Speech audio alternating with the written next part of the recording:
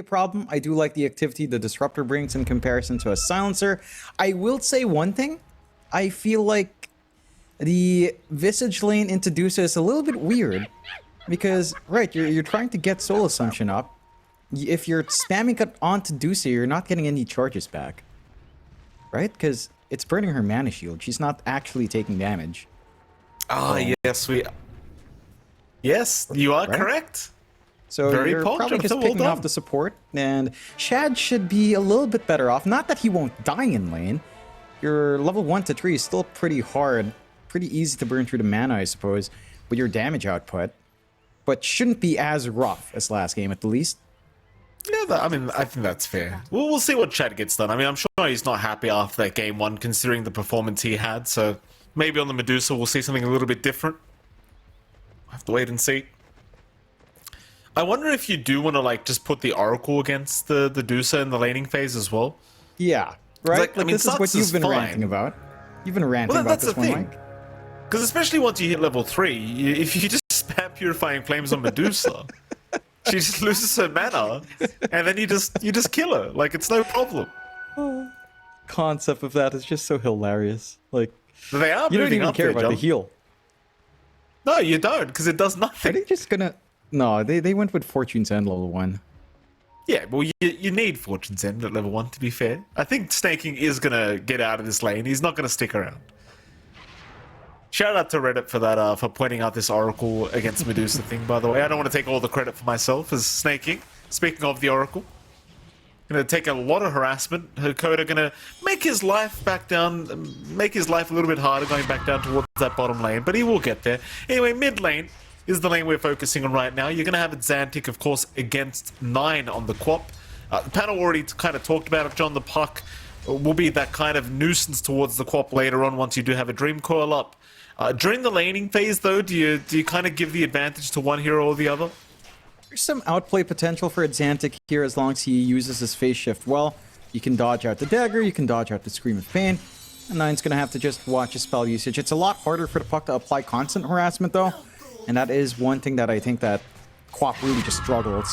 If you can't constantly land your illusory orbs to harass, your right-click trades with a Quap is alright. Not the best damage in the Puck in comparison to the Quap early on. So you kind of rely on just illusory orb, and having to rely on that to clear out the wave and get some harassment, a little bit tougher. I can see Nine kind of edging out there. Top lane Saksa taking a fair bit of damage there from Hakoda, and Shad is going to be fine.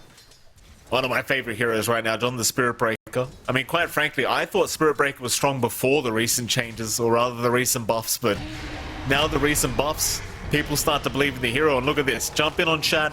He's out of mana. There's your Blood Grenade out. And Shad may as well be as good as dead, as he is just going to go down, and Hakoda still just trying to fight Saksa. Will throw the Blood Grenade himself. Saksa is going to tick out, but the problem is Hakoda may have just given a double kill to 33. And I'll tell you, if there's one guy you don't want to give a double kill to, it's probably 33 when he's playing Visage. Yeah, he's just going to ramp up real quick off the back of this. Again, we talked about Soul Assumption maybe not being the best, but it doesn't really matter because at least your Spirit Breaker is up front, soaking damage, so you will eventually get charges of the Soul Assumption up. Again, you melt through the mana of Shad really fast with those nukes. So, yeah, you don't mind. Glimpse back. Shad's the one in danger, though. He's out of mana here, John. Almost. Now he is. Nice bash from Saksa. Alt skill. It really is. I tell you what, like some games you just bash whenever you want. Like there's those games where Gaimin just wants you to have the MMR, you know? Yeah. It's amazing. Yeah, the frog himself blesses you. Really rough lane again for Shad if that aggression keeps up. Eventually you'll have some counterplay from Hakoda. He already has a glimpse. Kinetic field feels like it's going to be really valuable as well. Shad has to be very careful here, John. He can't really approach the creep wave like that. Yeah. Glimpse back is there, but without mana, without any regen, like you've got to be so cautious because next time charge is available, he's probably just dead. Just run it down. And again, we were looking at Shad's lane last time. It was pretty rough. This time shouldn't be as rough, but it remains to be seen so far with this kind of start. Let's see how well he can recover. Still taking a look at that last lane we haven't really peeked at. A little bit of back and forth in the mid, but the bot lane, of course, snaking on the Oracle, Skitter on the Ursa, up against the Divide Llama on that Underlord, and the Coddle for Teolikor just gonna go for the stacks up now. This lane, I mean, you can kind of hold your own as the Underlord. You don't mind staying solo. A kill threat onto the Underlord it's likely. You can jump in with snaking, but you're more than happy just farming this lane as well. Like, the Underlord kind of wants to just dominate a lane, prevent the core from farming. The Ursa, not that kind of core to be scared of the Underlord too much, so just able to play that lane just fine. Do you see 9 being shoved out? Again, a lot of back and forth. This does give a lot of room for Exantic. Or Divide. And that is a good launching point. Divide Llama, he's kind of in the middle of nowhere right now. Teolikor is going to try and show up with a blinding light, but it's not going to be enough. Snaking. I mean, he had the Purifying Flames if he needed it anyway. We'll get it done with the right click, and Divide Llama just getting a little bit greedy and trying to pull the creep wave away, but it is not going to work out, as now Hakoda being chased down is going to get bashed, and with the Soul Assumption, it'll be more than enough damage. And Saksa, he is having a very, very good game at the moment, Jonathan. Literally bashing on command. On demand for Saksa. And just making this lane, again, equally as hellish for Shad as it was last time around. Still finding some farm, but doesn't bode well for the side of Hustlers to go off to this rough start. Your launching point has to be from Exantic. We've got to see some play with the sports down the line. It does feel like, again, with a Disruptor on hand for Hakoda, you should be able to get more activity out in comparison to the Silencer. We need to see that emphasis as, you know, maybe set up for the 6-minute runes as well. Hakoda already camping early on. Get some movement out, perhaps some snaking here. This could dictate the early aggression on mid. And, you know, again, for Hustlers, you need a launching point. It's got to be this puck. Underlord's not going to do too much without any connections. And your Dusa will just want to farm after a rough laning phase. So, absolutely, Exantic has to deliver. Charge out again. Hakoda could glimpse him back. Is not going to have the range for it, so the charge does connect. Saksa, though, has gone pretty far. Glimpses back into the tier 1 tower. Saksa is still alive somehow, but eventually they will chip away and secure the kill. Nice pick off here for D1 Hustlers. And sometimes your S button stops working, John. You just don't know how to stop the charge. I think that's every Spirit Breaker player. The S button just doesn't work. There's no such thing as stop. Charge in, do or die, Mike. No you should breaks know on this. this You're guy. a Spirit Breaker player. I am, and I would do the same thing. I would not stop. Divide Llama, bottom lane, gonna go for the charge in, or rather the jump in onto Divide. The Skinner should have his way with him. I mean, it's just so many Fury swipes. This 33 is gonna take another double kill. Already up with the Phylactery. Like I said, this Visage, 5-0-0 already. I mean, this is a 33 Visage. He's gonna be a nuisance. He's already a nuisance. Not going to be. He's already at that point, just at the 6 mark with the familiars, can just run down. Not a safe lane for Shad. Shad's still at level 4. He's left alone. He's trying to soak up what he can. He's trying to farm what he can, but Tundra have set the stage for another very strong start. A little bit of a chase out onto snaking. Yes, he's actually going to be fine. They don't have any points in Pit of Malice, so they can't actually lock him down. Which is really sad to just watch this Oracle casually walk away.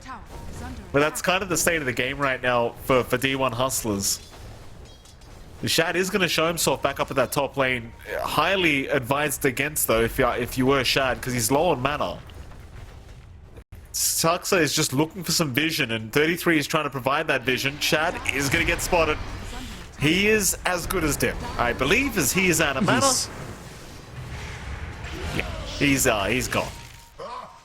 It's the combo between Saksa and 33. Like, the familiars are going to get vision, Saksa's going to charge every time. Get no stop button here. Aggression is lining up for Tundra 72 start. Every lane going well, even the mid lane. Gets a bit of a favor here from Saksa, who apparently bashes too often right now. Some of those spots, you know, you don't want the bash, but sometimes you suffer from success, Mike. Suffer from success. Well, that's a DJ Khaled album. Very good to see you're a cultured man, Jonathan. Really I personally have never listened to his music, but it's an album from him, really? I don't know, John. I don't listen to that garbage. It sounds like it. Sounds like it would be. I saw a picture once. It was a meme. Ah, it is. Skitter. That is true. Divine Llama gonna get jumped again. His HP pool's about to look like a meme here, John. The Underlord gonna get locked down, and Skitter will take care of him. No problem. It's true. He doesn't look tanky at all. But that's the Vanguard up as well. Oh, Shad. No one looks tanky, Mike. No, they don't, John. 33 in Saxa again, just making Shad's life a living hell. They are rotating heroes up, so maybe they can find a bit of a trade here with the setup of Xantic, but even if you find the Spirit Breaker, it's not going to feel that worth it. They're going to try. He does have level 1 Bulldoze, so he is going to have some decent status resist. Blinding Light, or rather Illuminate, does not connect. Saxa still going, just charge back towards the Xantic, but it will go down. Thing is, you just commit so much time and effort for that. And again, they still found the Medusa first. Like, it's not really a problem for Saxa. You don't mind too much. It is still a pickoff that D1 Hustlers desperately need. Right, we talked about Xantic having to be the launching point. The pickoff does help him accelerate into his Witchblade timing. But it takes a lot of commitment, right? Like, no one else is ready to play. You're having to farm up in Divine Llama. Want the Crimson Guard first. More movement, though. Charge is there. Phase Shift will juke it out at Xantic. Immediately putting the hand up. Keep out. D1 Hustlers 9-3 now in the favor of Tundra. 4k advantage their way. Shad just hitting the level 6 mark as well on the Medusa. Not going for the Stone Gaze, obviously. Needs to try and flash farm his way on this Medusa. I mean, they are really suffering in the XP department. Excuse, I said XP department. Goodness me. Now, you know me. I love a good XD, Jonathan. Every sentence I type is basically with an XD at the end. Anyway. 33's level 9, Jonathan, compared to level 6 of Shad's Medusa. That's the state of the game right now for D1 Hustlers. And he had a dominating lane. You know, it's a lane Sox could leave him alone in. It's a lane that Shad couldn't even stand solo up against the Visage on. So it's to be expected. A slower start for the Hustlers once more. And it's set to feel even worse. The Ursa free farming into the Battle Fury now. Skitter just uncontested. The Underlord lane just not applying that much pressure. Charge out into the Vi. Invis from 9. Cancelled off. They cancelled the charge. Skitter doesn't mind. He'll just take the kill for himself. No problem. Mid lane. Saxa looks like he's maybe trying to set up on a Xantic, but that's a pretty hard pick off to secure. So he will just jaunt the other way. Immediate TP out, and they haven't got the vision for the charge. But they can just focus down the mid-tier 1 now, Tundra. No need to try and force something. Go right after the mid-tier 1 tower. Illuminate's not going to do it anywhere near enough, as Sax is immediately going for the charge back up top because he saw Shad. We'll cancel that one off. Hakoda was there to help just in case anyway. Yeah, you had the level 3 glimpse back. I think Sax is just kind of scaring him, right? It's like when you build Phylactery on SB. You're not doing it for the damage, you're doing it to send a message. Yeah, you definitely are. You're a Phylactery Spirit Breaker enjoyer, aren't you, Mike? I am actually. That's the first experience. I bought it straight away when it first came out on 7.33 on SB. And it literally was a matter of, I'm just going to press charge on somebody globally. They're going to get the damage, and they're going to just, you know, they're just going to run back to Fountain because they don't know where I am, you know? It's amazing. It's a psychological thing, John. Oh, you were a torturous person, Mike. This is torturous as well. Early Roshan coming out from the side of Tundra. Hustlers seem to know something's up. They were kind of moving in the smoke, but the scan is from Tundra. They don't spot the movement out yet. Hustlers can't cross with a tier 1, though. It could be perfect timing if Divine Llama goes to have a look. They're so close, yet so far. They'll go after the tier 1 tower, but Roshan is now taken. If only they checked. It's so hard. With tier 1 up, your smoke just breaks. You can't find the angle comfortably. Oh, nice glimpse back. That's a perfect glimpse from Hakoda. Quick on the fingers. Gonna catch him mid-blink. Goodness me. That's a big one. That's the kind of kill that Hustlers needs. Does take quite the commitment out from your Disruptor. Static Storm down, but you find something. That stalls out Tundra for making any play with the Aegis. Not the longest respawn in the world, but you've got some room now to perhaps look to clean up that bot. Not gonna go too aggressive though. Do play it a little bit safe. And the side of the Hustlers are getting a lot of room out for Shad. Already has the Yasha up into the Manta next. So he's been able to grow. You know, he's been able to farm. He's got some wards to protect. Really sneaky wards though from Tundra to keep constant eyes on Shad. The pings are out. Charge. Shad gonna find out the hard way they are incoming. Look how much mana he loses from one charge. Dark Rift will come out. Divine Llama, they'll try and go after 33. 33 is a tanky boy, but not quite tanky enough it seems, as they will lock him down in the Pit of Malice. Still, Fortune's End does come in, and with the false promise, he will survive a little bit longer. As they do go for more, Saksa trying to fight, is probably set to fall, and he will. Tundra looking to back off now as D1 Hustlers off to a pretty good start with his team fight, but they do have Skidder here now, and he's got the Aegis up. Divine Llama is still going after Snaking, but a huge Sonic Wave is going to land through quite a few, but it's not the setup they're looking for. D1 and Tundra both not sure about this fight. Are going to both back out of there. I suppose for D1, as long as they know Shad remains alive, they'll be happy with this fight. They did have to commit the Static Storm and the Fiend's Gate to get up there. You're going to lack some tools in the next fight. And the side of Tundra did have to pop that False Promise earlier and the Sonic Wave, of course. So they're also in a bit of an uncomfy position to just jump in. They need this Blink to come out first on Skidder. It's on the way on the Courier. If you had to Blink a little bit earlier on, that could have been a very different story, but you avoid the worst for now on the side of Hustlers, although Tundra's still ready to make a play. Yeah, let's see if they can force out the phase shift of Xantic. It won't really matter anyway, he'll just jaunt away with the orb.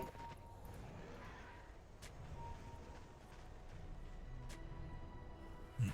5k advantage. Sitting there for Tundra.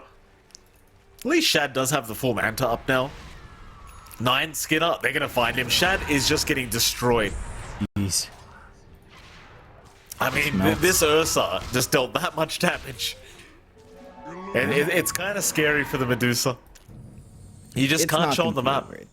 You're going to have to try to kite Skidder as best as possible. You do have the tools on hand to kind of get that done. At very least, some good kinetic fields, some good glimpse backs can help to buy you space. But you need a lot more space. Like, just the Manta alone on the Medusa is not comfy enough. The Scotty has to come out. The Butterfly has to come out. And you have to keep stalling. And for the side of Hustlers, even though they're finding some counter kills, it doesn't feel like they're pushing the pressure back. They're not anywhere close to the tier 1s elsewhere. They're not able to do too much on the map. It's hard to catch out at Xantic at the least, but again, it's only really Reducer trying to farm up here. Nice phase shift. Static Storm going to be dropped here from Hakoda. And they should at least have a Spirit Breaker. Nine's thinking about popping the Sonic Wave, not doing so quite yet. Asakusa somehow still alive, actually walking out. Oh, he's gotten out of there. He'll try for a TP play, and he's probably just made it. How? The Solar Crest. Just enough durability, just enough movement out to get the distance. That's a lot of commitment. Skidder now trying to commit. He's not going to do it. He'll go back to farm the jungle instead.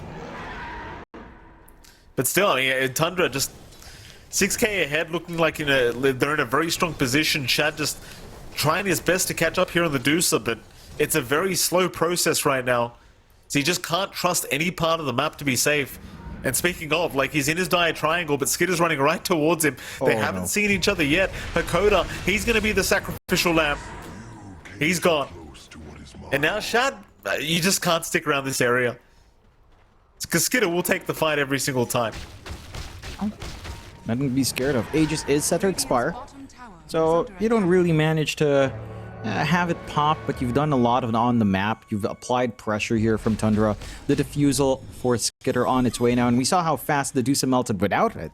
With that up, you're really just dead every single time, it feels like, for Shad. So you have to kite. Yeah, you have to be able to kite here on the Hustler's end. Blink up on Xantic. That could help the cause in terms of jumping in and out, just being a bigger nuisance, forcing a lot of responses out onto the puck, buy space for the Medusa as much as possible.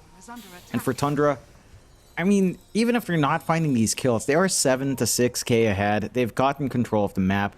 They just need to probably dig into these tier 2s, start to, you know, lock away some tormentors on the other side, start to get aggressive on enemy wisdom runes, take over the map, and just keep that steady build up, because you've still got the Ags coming out for 9 down the line, the BKB now for Skitter, as he does finish up the defusal.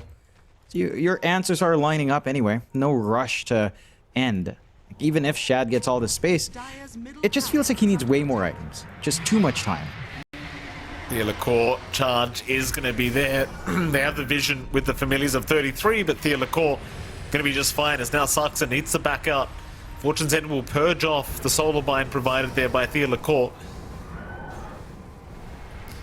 Everyone's going to be just fine here from Tundra. They do successfully disengage as Devi was spotted there by Skitter, who wants to jump in. He found 3 targets. He's just jumping right into the static storm. He could not care less about it.